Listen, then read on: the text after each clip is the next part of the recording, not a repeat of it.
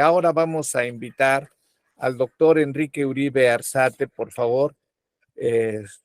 me, me apena, bueno, ya nos pasamos un poco de su tiempo, pero bueno, el doctor Enrique Uribe Arzate ya está desde hace media hora en espera de su participación. Muy brevemente voy a hacer mención de algunos datos curriculares de nuestro amigo, el doctor Enrique Uribe Arzate. Es un profesor investigador de la Facultad de Derecho de la Universidad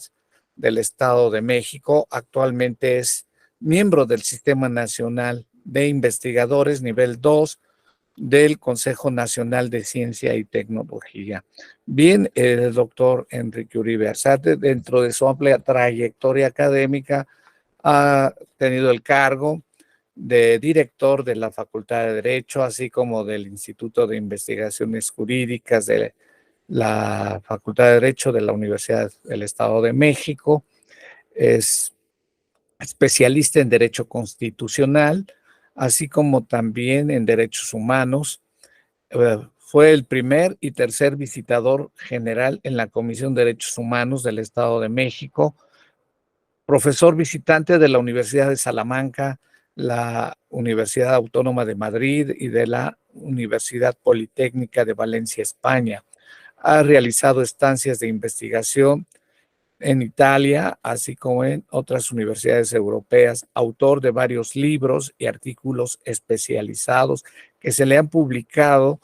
en prestigiosas editoriales, así como en revistas indexadas tanto en el contexto nacional como internacional. Bien, este día el doctor Enrique Uribe Arzate va a tratar el tema relacionado el necesario viraje hacia el Estado solidario y humanista para la garantía de los derechos humanos. Recibámoslo con un fuerte aplauso, Enrique. Muchas gracias por tu generosidad y tu paciencia. Muchas gracias, mi querido doctor Rafael Sánchez Vázquez, directo amigo. Agradezco desde luego la invitación que nos ha hecho institucionalmente la Universidad Autónoma de Puebla, y desde luego que reconozco el esfuerzo, las aportaciones de los colegas que me han antecedido en el uso de la palabra. Es sin duda un excelente foro para que podamos platicar sobre esos temas, todos tan acuciantes, tan urgentes para nuestra vida humano-social. El tema que hoy quiero compartir con ustedes precisamente tiene que ver con una preocupación que tengo desde hace algún tiempo en relación con el tipo de Estado, con la misma forma de gobierno que tiene nuestro país, y que en este marco no podemos dejar de mencionar, se insertan una gran cantidad de problemas, si no es que todos los grandes problemas que tenemos en nuestro país, creo, tienen que ver con una parte discursiva en cuanto a la concepción de lo constitucional, pero tiene que ver también con un aspecto pragmático referido a las formas, a los modos en que opera el poder público en nuestro país. Evidentemente esto no se puede desconectar, ni se podría entender desconectado de la forma misma en que la sociedad convive. El asunto, para citar a Peter Aberle, no puede entenderse si no hacemos eco de las cuestiones de orden cultural, y por esa razón, desde esta aproximación, he pensado que en la definición epistemológica del Estado tipo, como lo hemos conocido y como lo tenemos hasta ahora, tenemos que empezar a avanzar en la búsqueda de nuevas rutas para la comprensión de estas cuestiones. Yo he sido crítico desde hace un rato, y me atrevo a decir que desde siempre, del concepto de Estado de Derecho, cuando en su sentido estricto se refiere más bien al Estado de la legalidad, a la franca división de poderes, más que a la colaboración o las aproximaciones también de tipo colaborativo entre estos. Y por esta razón he considerado que la voz Estado constitucional que todos conocemos tendría que aderezarse o reforzarse con algunos conceptos como estos que ahora expongo. ¿Por qué el Estado constitucional, en mi opinión, tiene que ser reforzado?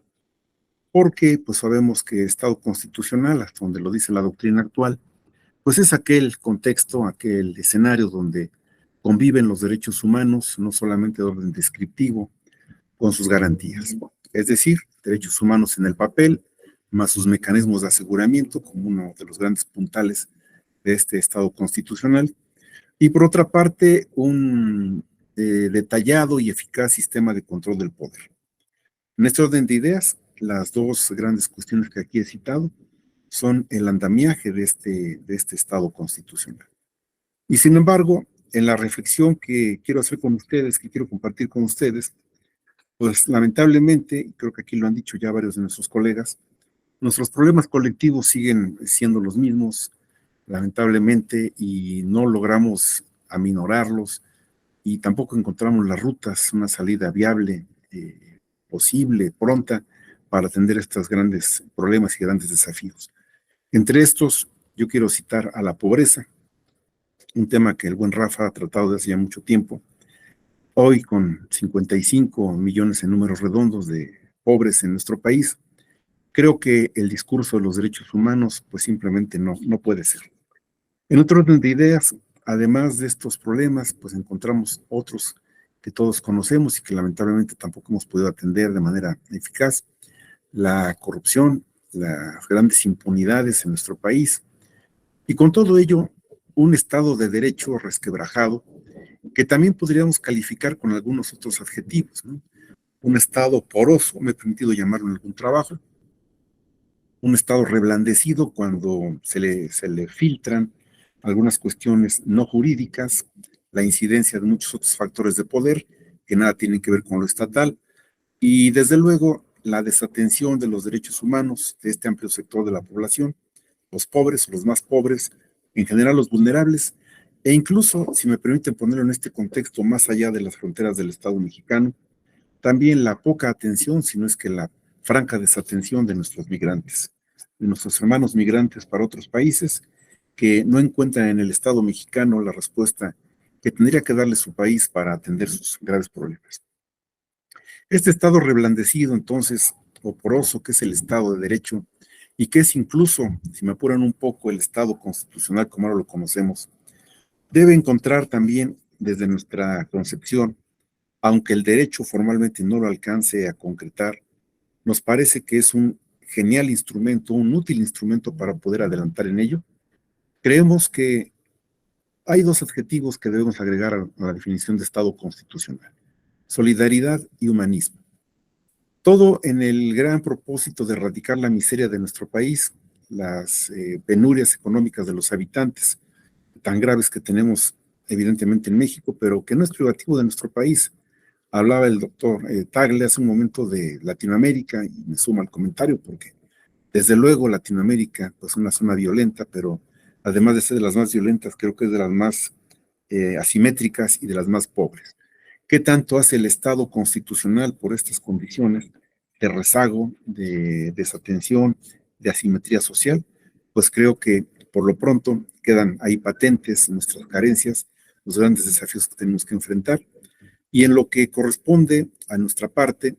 en lo poco que pueda yo referir desde mi expertise, creo que la cuestión de orden epistemológico, el diseño teórico, constitucional, científico del Estado tipo que necesitamos para hoy, en mi opinión requiere por lo menos de estos dos adjetivos: la solidaridad y el humanismo, para hablar de un Estado constitucional, solidario y humanista. ¿En qué va a consistir esto o cuáles son los grandes trazados del Estado constitucional, solidario y humanista? Quiero decir que en la búsqueda de algunos conceptos clave para ello, no puedo dejar de mencionar la existencia de esto que el doctor Carpizo identificó ya hace algún tiempo como los principios constitucionales o las decisiones políticas fundamentales. Las conocemos todos: el federalismo, el Estado federal, la división de poderes, la soberanía, como algunos conceptos clave, el Estado, los Estados libres y soberanos, el municipio libre, la supremacía del Estado sobre las iglesias, es decir, elementos que constitucionalmente tienen que estar redactados para darles una mayor visibilidad y mayores posibilidades de concreción. En este orden de ideas, como decía hace rato, aunque el Estado constitucional con su ordenamiento, sus ordenamientos jurídicos, no garantiza en sí mismo la consecución de estas actividades, de estos proyectos, creo que por ahí tenemos que empezar. Inscribir constitucionalmente estas dos categorías que ahora refiero, para que tengamos claro hacia dónde va a girar hacia dónde va a caminar el Estado mexicano, el Estado constitucional. Es importante, en nuestra opinión también, y para ejercicios didácticos y de orden académico, distinguir que en la Constitución hay dos grandes tareas, una Constitución sustancia descriptiva y una Constitución práctica o pragmática. La primera parte, sabemos, está estructurada precisamente por todos los derechos en la parte dogmática y también por la estructura jurídico-política del Estado, que identificamos desde las propias, los parámetros y principios del Estado constitucional. En la Constitución sustancia encontramos dos grandes elementos, la forma de Estado y los fines de Estado. En la otra aproximación, la Constitución como praxis, como tarea, encontramos a la forma de gobierno, los fundamentos del gobierno, el diseño de ese gobierno, el ejercicio del poder público, sus principios rectores, y en todo esto que estoy refiriendo ahora,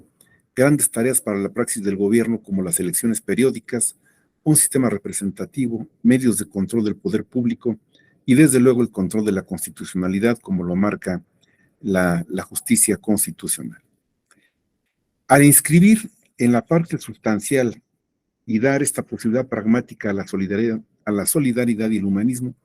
creemos que es importante también entender que esta concepción de la solidaridad tiene dos grandes rutas. Por un lado, como basamento para la acción del Estado,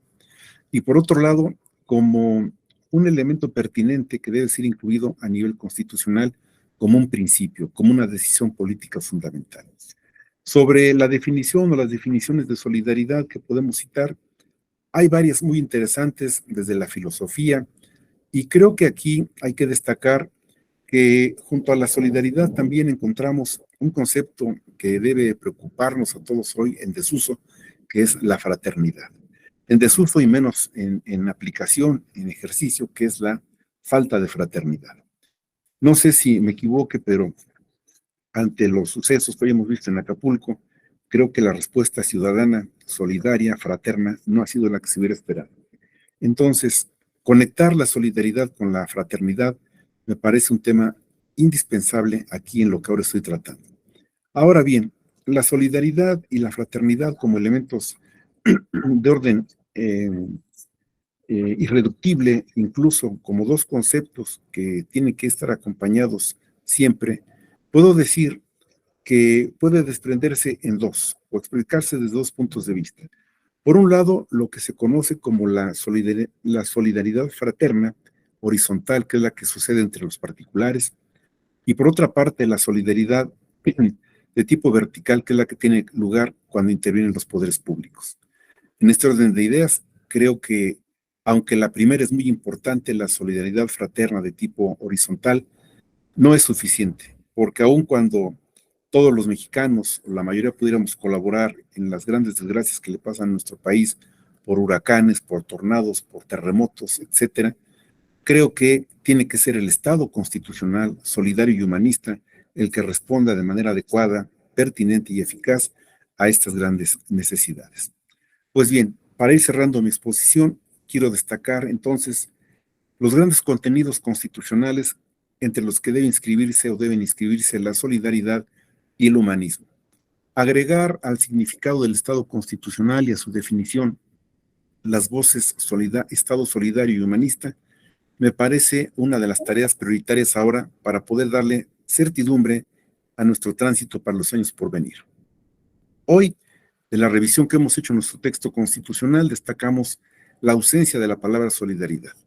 Apenas el artículo 3 se refiere a la solidaridad internacional cuando habla de la educación, pero no tenemos una definición clara en la ruta constitucional sobre este concepto. Queremos hablar también del humanismo constitucional para este propósito, como un infaltable concepto para la forja de la solidaridad vertical ya destacada, en la que el Estado podrá encontrar mejores veneros para la atención de nuestros problemas colectivos. Este Estado constitucional, no solo de nombre o en papel, democrático en la praxis, social en su ruta, humanista también en sus definiciones, tiene que estar alimentado por el principio de solidaridad y humanismo que le darán un nuevo rostro, desde luego más humano, más cercano a la realidad que nos aplasta con su miseria y desde luego de frente a los grandes retos que tenemos que asumir colectivamente. Solamente de esta forma, creo, podemos tener la certidumbre, una ruta segura para poder continuar con nuestra vida humana y social. Si el Estado ha sido la más grande ideación jurídico-política de los hombres, creo que es momento de que esa gran ideación jurídico-política que históricamente ha acompañado a los hombres, hoy se nutra de la solidaridad y del humanismo para dar una mejor respuesta a nuestros grandes desafíos colectivos. Agradezco muchísimo su atención, querido Rafa, queridos colegas, estoy a sus órdenes. Muchísimas gracias, doctor Enrique Uribe Arzate.